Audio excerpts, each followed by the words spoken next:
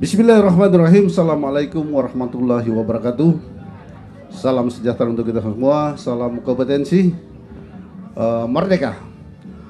Oke, pada malam hari ini saya kedatangan tamu yang kami undang. Beliau adalah Bapak Dr. Muhammad Tasdik MSI yang kebetulan sehari-hari sebagai ASN Kepala Dinas Pemuda dan Olahraga Kota Bau. Selain Kepala Dinas, beliau adalah seorang mantan, ya, nggak apa-apa ya Pak Tasdik ya, mantan Ketua STAIN dari Kota Bau. Dan sebelum di Kota Bau pernah terlibat dalam urusan pemekaran daerah. Untuk itu tema pada malam hari ini kita akan coba mengupas tentang pemekaran daerah yang saat ini lagi viral bahwa di Cape Town ini akan mekar satu provinsi, ya, yang saat ini mungkin berkas dan persyaratan lainnya sudah di kementerian. Untuk memperjelas ini, kami coba bahas bersama Pak Tasdik, ya, tentang bagaimana proses-proses pemekaran sebenarnya di daerah ini dari sisi pemerintahan, karena beliau adalah seorang ASN dan akademisi. Oke, Pak Dr. Muhammad Tasdik, apa kabar malam ini, Pak? Alhamdulillah baik. Ya, oke, Pak Tasdik, isu yang berkembangnya jujur saja di masyarakat, khususnya di ex Kesultanan Buton, atau boleh dikata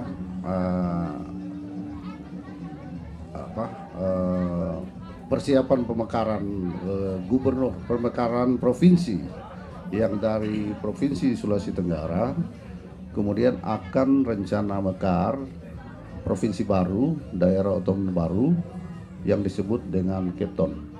Namun sebelum kita bahas pemekaran Cape Town, dari sisi regulasi pemekaran ini sebenarnya bagaimana, Pak? Artinya Bapak pernah berpengalaman dalam urusan pemekaran Buton Tengah pada masa lalu. Ya, silakan Pak Tasdik. Baik, terima kasih. Saya ingin memulai dengan kalimat bahwa pemekaran Cape Town itu harus terbentuknya Buton Raya atau Cape Town. Kalau sekarang itu dengan aturan yang terbaru itu harus kita pahami sebagai suatu penyelesaian masalah nasional di tingkat lokal. Kalau dulu regulasi lama itu prinsip itu belum ada. Jadi kalau dulu kita berjuang memekarkan Buton Tengah, Buton Selatan, Wakatobi, Kota Bau, itu masih menggunakan Undang-Undang 22 tahun 99 dengan PP 129. Kemudian selanjutnya dirubah dengan Undang-Undang 32 tahun 2004 dengan PP 78. Nah, pada saat itu kesiapan daerah itu menjadi yang utama, karena dalam undang-undang itu belum diatur tentang pentingnya strategis nasional. Di akhir-akhir ini, di tahun 2014, undang-undang itu telah berubah menjadi Undang-Undang 23, dan yang jadi permasalahan adalah aturan pelaksanaan berupa PP sampai hari ini itu belum terbit. Nah, hari ini kemudian pemekaran Cape Town ini menjadi ramai dibicarakan, tetapi kadang-kadang kita lupa urgensi perjuangan itu sebetulnya ada di mana. Ya. Jadi banyak orang yang mengatakan bahwa kajian akademik dan segala macamnya itu sudah sampai ke Mendagri, tapi faktanya sampai hari ini belum mekar-mekar juga. Oh ya, Sebelum dilanjut Bang Tasdik, Bapak kan berpengalaman dalam pemekaran Buton Tengah ya, Buton Selatan pada saat itu. Namun sebelum itu kita tarik lagi tahun sekitar kurang lebih tahun 2002 kalau nggak salah Pak Tasdik. Isu Buton Raya itu sebenarnya nama Buton Raya itu sudah sejak lama ya, sudah sejak lama ada itu. Dan kami dengar informasi bahwa Buton Raya itu memang sudah sampai juga di tingkat kementerian.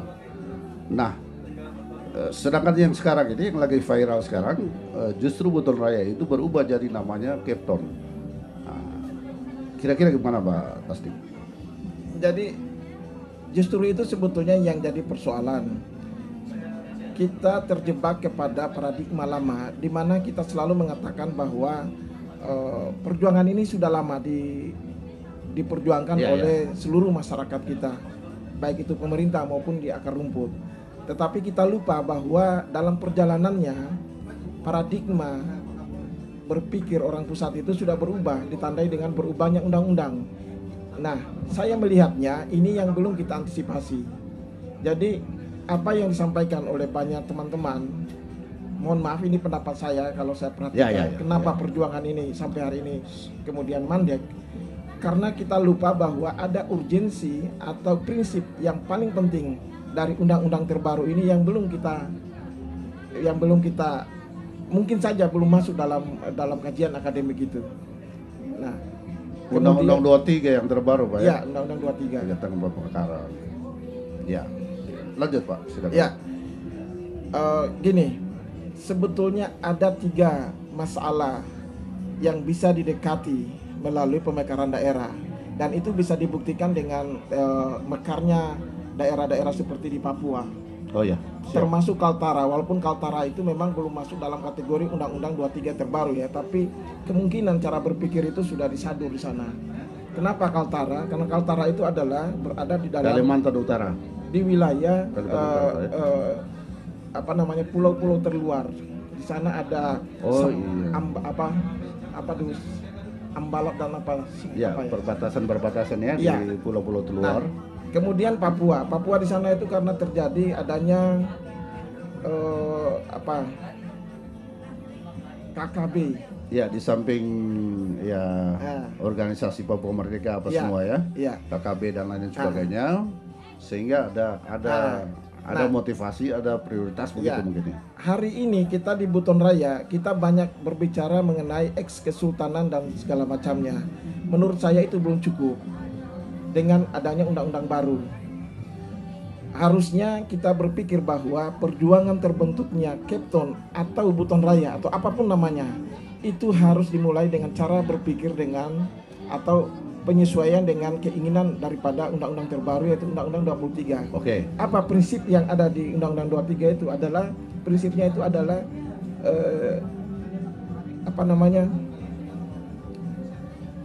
kepentingan strategis nasional.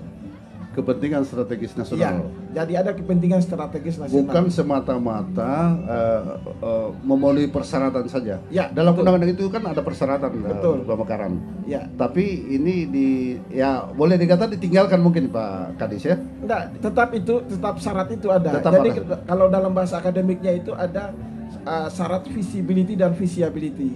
Apa pentingnya dan layak atau tidak. Kalau dulu kita berbicara itu hanya kepentingan dari kelayakan, dari sisi administrasi, kewilayahan dan segala macam telah terpenuhi, itu selesai. Makanya dulu perjuangan kita ketika memekarkan Buton Tengah, Buton Selatan, Wakatobi dan lain-lain itu dalam tanda petik mudah. Tapi hari ini Kepton, kalau ini kita tidak antisipasi, saya pikir ini agak susah, apalagi dengan adanya moratorium. Oh iya. Paham, sepakat ya Pak Kadis. Artinya gini Pak Kadis, ketika Undang-Undang 23 ini, pertimbangan pemerintah harus melihat dari strategis nasional. Ya. Makanya Papua itu bisa lolos ya karena kondisi di Papua berbatasan dengan Papua Nugini, di Kaltara mungkin dengan Filipina dan lain sebagainya. Untuk Kepton sendiri wilayah kita kan di tengah nih. Oke, itu pertanyaan bagus saya kira. Gini, sebelum kita masuk sana, saya ingin menyampaikan bahwa ada 3 masalah besar di tingkat nasional yang dihadapi hari ini. Pertama itu adalah disparitas pembangunan ekonomi dan politik. Yang kedua adalah rapuhnya identitas keindonesiaan. Dan yang ketiga adalah penjagaan kewilayahan aktif. Nah, ini yang dalam kajian akademik kemungkinan ini belum disentuh. Nah, 2 kerapuhan identitas keindonesiaan dan kerapuhan penjagaan kewilayahan aktif itu dimiliki oleh Papua dan Kaltara. Di sana di Papua terjadi separatisme. Oke. Di Kaltara itu karena banyaknya Wilayah laut ya. Wilayah laut yang selalu diklaim oleh negara lain. Oke. Sehingga di sana mudah sekali ketika mereka mengajukan pemekaran wilayah. Nah, pertanyaannya, lalu kalau ke Kepton atau Buton Raya, kira-kira apa itu? Yang posisinya di tengah-tengah Indonesia ini. Nah, kalau menurut saya, posisi itu bisa kita ambil dari disparitas pembangunan ekonomi dan politik. Apa yang harus dilakukan? Kepton atau Buton Raya termasuk daerah kepulauan. Daerah kepulauan, kalau tidak salah rancangan undang-undang kepulauan itu sudah ada, tapi sampai sekarang belum ketuk palu. Nah, kasus ini nanti akan sama dengan Papua karena mereka ada undang-undang otonomi khusus. Otonomi khusus. Nah, ya. kita bisa menggenjot ini dengan kemudian meminta kepada pemerintah pusat agar mempercepat daerah kepulauan itu. Nah, kita tahu bersama bahwa salah satu misi dari Pak Jokowi adalah bagaimana kemudian daerah-daerah di Indonesia yang hampir itu adalah wilayah kepulauan ini bisa disatukan, dalam artian sehingga kebijakan Jokowi itu kita kenal dengan tol maritim, sabuk Nusantara, Tol maritim, ya, dan segala macamnya. Artinya kalau kita tangkap ini, sebetulnya Jokowi itu menginginkan harga semen di Papua dengan harga semen di Jawa mestinya harus sama. Nah, kenapa sekarang berbeda? Karena kita kekurangan bagaimana mendistribusikan barang dan jasa itu. Nah, peran Kepulauan Buton atau Buton Raya ini harus dilakukan.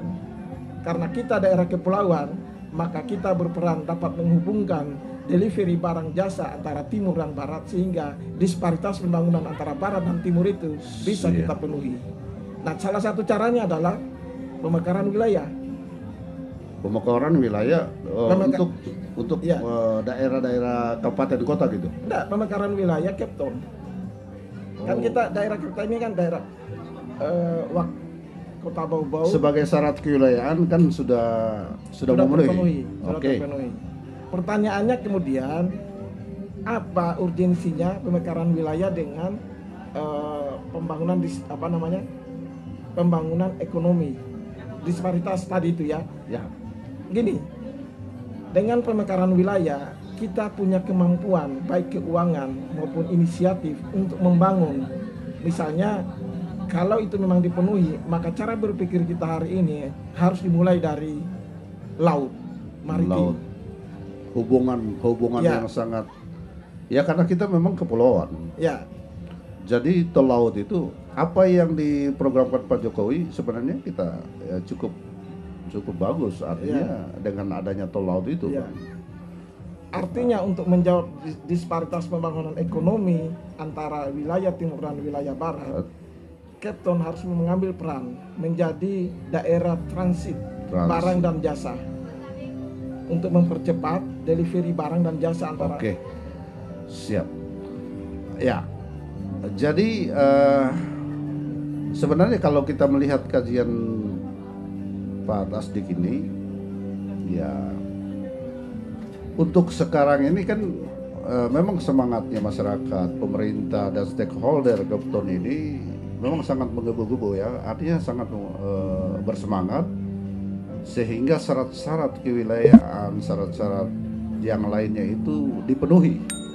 Namun ternyata dalam Undang-Undang 23 ini bahwa memang pemerintah melihat strategis nasional gitu. Nah, kendala kita sebenarnya nih Pak Tasdik apa sebenarnya kendala kita? Ya, kendala kita karena perjuangan kita selama ini belum menyentuh undang-undang itu. Kita baru selalu berteriak bahwa pemenuhan kewilayahan, administrasi sudah dipenuhi. Oke. Itu dari sisi visibility-nya. Tapi visibility-nya belum kita penuhi. Ada prinsip yang tidak ditemui dalam undang-undang sebelumnya di Undang-Undang 23 ini, yaitu kepentingan stabilitas nasional. Itu tadi. Dan itu tidak dimiliki oleh undang-undang sebelumnya. Nah, ini yang kita lupakan. Jadi paradigma orang berbicara hari ini masih pakai paradigma lama. Jadi kalau sentuhannya kita masuk di sana, kita sudah penuhi prinsip daripada undang-undang terbaru itu. Oke. Jadi gini, saya ingin mau cerita gini. Selama pemekaran daerah, setelah dievaluasi ternyata menimbulkan banyak masalah. Masalah aset, tapal batas dan segala macamnya. Kemudian menimbulkan kegagalan pengolahan pemerintahan dalam rangka meningkatkan kesejahteraan rakyat sesuai dengan tujuan daripada otonomi daerah itu sendiri. Oleh karena itu kemudian pemerintah mengevaluasi sehingga terjadilah perubahan undang-undang dari 22 dengan PP 78 kemudian berubah ke Undang-Undang 32 dengan PP 129 lalu yang terakhir ini dengan Undang-Undang 23 yang PP-nya sampai hari ini belum diterbitkan. Nah, jadi masalah kita hari ini sebetulnya adalah mestinya para penginisiatif itu juga harus melihat apa sih sebetulnya yang berbeda dari regulasi yang sudah ada ini. Nah, ternyata kalau kita baca regulasi itu ada satu prinsip yang memang harus dipenuhi dalam rangka pemekaran wilayah. Oke. Inisiator, stakeholder yang ada di Gapton ini harusnya strategi apa yang harus dibuat? Apakah pengkajian ulang atau memanggil tim ahli untuk dikaji kembali dan disesuaikan dengan undang-undang tersebut? Strategi apa yang harus kita lakukan, Pak? Strateginya adalah pertama di bawah komando gubernur ya. Kemudian mengkoordinasikan kembali kepada semua cakupan wilayah, Kota Bau-Bau, Buton Tengah, Buton Selatan, Wakatobi dan Buton Utara. Oke, 6. Ya, untuk membuat kembali pengajuan atau aspirasi yang dibangun. Kemudian yang paling utama itu adalah membuat kajian akademik yang harus disesuaikan dengan tuntutan Undang-Undang 32 itu. Jadi kita tidak terjebak atau hanya berbicara dari sisi bahwa kita mantan kesultanan dan yang lain-lain. Satu yang perlu kita hindari sebetulnya adalah jangan sampai ada dendam etnis. Bukan dendam etnis gini. Ego sektoral etnis misalnya. Ada 3 yang bisa membuat kegagalan otonomi daerah. Pertama itu adanya free rider. Orang-orang yang punya kepentingan secara politik. Oke. Satu. Kemudian yang kedua adalah politik identitas. Politik identitas, ya. Etnis ya. Dan yang ketiga adalah politik uang. Nah, free rider ini adalah lahirnya tokoh-tokoh lokal yang berani mempertaruhkan apa yang dimiliki secara politik dan pada ujungnya nanti mengatakan kalau bukan saya, Gapton tidak akan lahir. Artinya sebagai gitu. Yang kedua, politik identitas atau etnis. Jangan sampai kita berpikir bahwa kita berpisah dari Sulawesi Tenggara karena kita berbeda dengan keluarga-keluarga kita dari Kendari, Konawe dan Kolaka segala macamnya. Kemudian politik uang, begitu panjang inisiasi pemekaran ini akan menimbulkan banyak kos yang dikeluarkan. Itu yang sebetulnya yang dihindari. Walaupun pada kenyataannya sebetulnya itu butuh itu, tetapi kemudian operasional. Ya, seperti itu. Iya. Baik Pak, ini luar biasa informasi yang dari Pak Kadis tentang pemekaran. Yang kemudian Pak Kadis, Pak Tasdik, sebenarnya harapan kita masyarakat ini, harapan Pak Kadis memberikan motivasi kepada kita yang inisiator ya, stakeholder pemekaran ini, supaya bagaimana caranya, strateginya, bagaimana yang tadi itu sudah dibahas untuk mengumpulkan kekuatan ya, dengan pendekatan undang-undang tadi. Ya, harapan kita kepada masyarakat, mungkin Pak Kadis, silakan Pak. Ya, harapan kita tentu kita inginkan supaya semua elemen, baik itu pemerintah daerah, masyarakat, organisasi apapun itu, mari kita samakan persepsi dan pemahaman bersama. Kita mulai dengan perjuangan terbentuknya Buton Raya atau apapun namanya, atau Kepton, dari hanya kesiapan daerah menjadi juga kepentingan nasional. Ya. Jadi itu saya ingin menjelaskan sedikit lagi ya. Ya. Mungkin ini supaya lebih dipahami. Apa yang terjadi di Papua? Di Papua sana ada dua persoalan yang dihadapi. Di samping disparitas pembangunan, juga adalah kerapuhan identitas keindonesiaan. Kenapa itu terjadi? Masyarakat atau rakyat di sana itu lebih mengenal dari KKB daripada pemerintah daerah. Pemerintah belum masuk sampai ke tingkat bawah. Mereka kadang-kadang tidak sadar bahwa mereka sebetulnya sudah berada dalam satu negara kesatuan Republik Indonesia. Mereka lebih dekat dengan KKB, dan pendekatan itu yang dilakukan. Nah, untuk menjelaskan lebih rinci kenapa pemekaran menjadi solusi, karena dengan terbentuknya satu daerah otonom baru, DOB, berarti akan terbentuk katakanlah dalam satu pelayanan publik ya. Pelayanan publik sekaligus pendekatan dari sisi keamanan, yang tentu saja harus dirubah pengamanan itu. Kalau dulu pengamanan itu pengamanan dengan tanda kutip itu lebih kepada kekerasan, nah sekarang pengamanan itu lebih kepada pelayanan. Misalnya dengan terbentuknya satu daerah baru, DOB baru, berarti satu, misalnya Kapoldanya sudah ada, Polresnya ada, nah, dan segala macamnya, Kodim dan lain sebagainya. Ya. Nah, itu menambah dari sisi peningkatan keamanannya. Dari sisi pelayanan publik, administrasi, tentu ada, sudah banyak kantor-kantor pelayanan masyarakat. Lebih dekat lagi. Ya. Kemudian di Kaltara, daerah-daerah terluar itu juga salah satu yang menjadi prioritas dari pemerintah pusat. Karena banyaknya klaim daerah-daerah terluar, pulau-pulau terluar kita itu diklaim oleh negara-negara lain, sehingga di sana dibutuhkan pemekaran. Lagi-lagi pendekatannya adalah terbentuknya institusi-institusi keamanan dan lain sebagainya. Luar biasa ya, Pak Kadis. Jadi ini sesuai strategis pemerintah sebenarnya, strategis wilayah, strategis nasional yang dilihat ya. Nah, tapi kita tidak harus patah semangat untuk itu Pak Kadis, untuk wilayah Kepton ini, karena memang posisi kita ini di tengah wilayah Indonesia ini. Namun yang kita manfaatkan sebenarnya itu transportasi daerah transit itu sebenarnya yang harus kita tingkatkan mungkin. Bukan hanya itu, Kepton ini mempunyai selat Sulawesi. Selat Sulawesi termasuk dalam jalur internasional yang menghubungkan antara barat, utara dan selatan. Nah, itu perlu pengamanan yang lebih utama. Lagi-lagi dengan Kepton berarti kita mempunyai kemampuan dari sisi pengamanan karena adanya terbentuknya katakanlah lanal mungkin atau dari sisi laut ya. Jadi ini karena selatan juga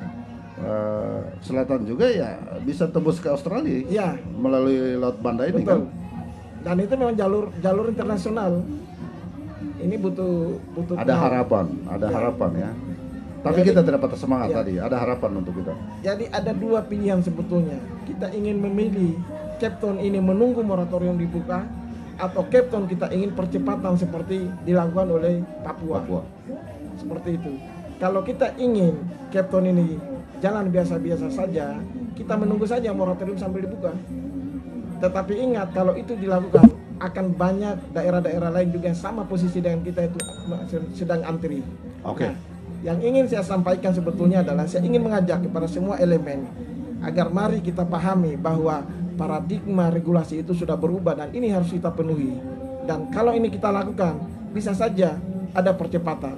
Oke. Papua itu tidak semua masyarakat Papua itu menginginkan pemekaran, ada penolakan. Tetapi pusat memahami bahwa di sana ada kepentingan strategis nasional, maka itu dipaksakan. Jadi jangan kita berbicara dari sisi dana, karena dana bisa saja karena kepentingan nasional penting untuk dilakukan, maka pemerintah pusat akan membantu lahirnya Kepton. Oke. Sebelum closing statement, saya mungkin masyarakat juga perlu tahu ini tentang moratorium sebenarnya ini. Ya. Ini moratorium ini apa sebenarnya? Pembatasan undang-undang atau ya? Moratorium ini sebetulnya kalau kita bicara dari sisi hukum ya, ini masih menjadi debat. Karena itu sebetulnya juga bisa dipertentangkan dengan undang-undang pemekaran itu sendiri. Karena undang-undang membolehkan pemekaran, sementara moratorium itu menahan sementara. Oh gitu. Ya, jadi ini, tapi ini sebetulnya strategi pemerintah pusat dalam rangka memfilter karena tadi itu banyaknya daerah baru yang kemudian ternyata tidak sesuai harapan, meninggalkan persoalan aset, tapal batas, konflik dan segala macamnya. Jadi moratorium diadakan. Iya, moratorium diadakan. Tetapi itulah tadi saya katakan, kita mau ambil cara cepat atau kita nunggu moratorium. Faktanya hari ini moratorium ada, tapi Papua mekar, yang lain ditahan. Oh iya. Ya, jadi kita punya kata kunci sebetulnya. Kalau Papua dia punya undang-undang otonomi khusus, kita punya undang-undang kepulauan. Undang-undang kepulauan. Tapi memang undang-undang kepulauan itu belum diketuk palu sampai saat ini. Tapi konsep itu sudah ada. Ya. Terakhir closing statementnya Pak Kadis, silakan tentang pemekaran Kepton supaya masyarakat kita tahu dan pemirsa Central Buton Bang Puful yang berada di mana saja. Ya, semoga dengan informasi ini dapat memahami dan mengerti tentang pemekaran ini, Pak. Silakan. Tadi saya sudah katakan, mari kita satukan pemikiran, satukan semangat bahwa perjuangan Kepton ini bukan hanya kita siapkan atau kesiapan administrasi, kesiapan kewilayahan dan keinginan dari masyarakat lokal, tetapi juga harus dipahami bahwa pemekaran Kepton atau Buton Raya adalah merupakan solusi daripada penyelesaian masalah nasional di tingkat lokal. Karena itu amanah undang-undang sebetulnya. Oke. Ya. Terima kasih Pak Kadis sudah memberikan kita kurang lebih 30 menit ya. Nanti kalau ada kesempatan berikutnya Pak Kadis, kami tetap akan undang lagi ini. Baik, siap. Oke. Ya, baik pemirsa yang ada di mana saja, bahwa tadi kita sudah dengarkan apa yang dijelaskan oleh Pak Kadis Pemuda dan Olahraga Kota Bau, Bapak Dr. Muhammad Tasdik MSI. Untuk itu saya ucapkan terima kasih Pak sudah hadir di podcast kami di stand Naker Expo Bau 2023. Kita ucapkan salam merdeka dulu Pak guys. Merdeka. Oke, terima kasih akhirnya untuk sesi saya dengan Pak Kadis Dispora. Saya tutup dengan ucapan billahi taufiq wal hidayah. Wassalamualaikum warahmatullahi wabarakatuh.